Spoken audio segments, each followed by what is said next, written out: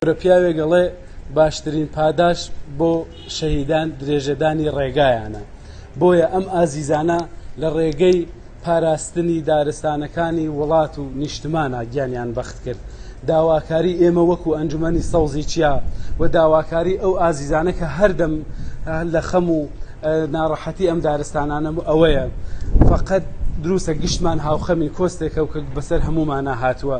بەڵام باشترین پاداش باشترین پاداش بۆ ئەو ئازیزانە درێژە پێدانی ئەو ڕێگایانە. ئاگرمان نەدیوە خۆی هەڵکات ئاگرەکان تێی بەرەدرێت یانێ بڵێن دەستقەس و عەمدیە.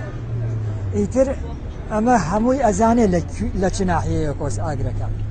بەڵام بەڕاستی ئاگری 99% ئاگرەکانی دارستانەکانمان عەمدیە. ئەمەیە کە بۆ کوژانەوەی ئەو ئاگرانە چیا و جەماوەری ناوچە و ئەو کەسە ژینگە پارێزانە خەریکن. بەتۆل 15-16 ساڵە خەریکی ئەم ئاگر دامرکانان نەسە. تەواو کۆمەلگا بنەماڵی شەهیدانە.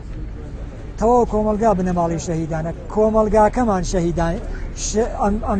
ئەم شەهیدانیە پەروەردە کرد و ئەم شەهیدانیە گەیاندە ئەویە.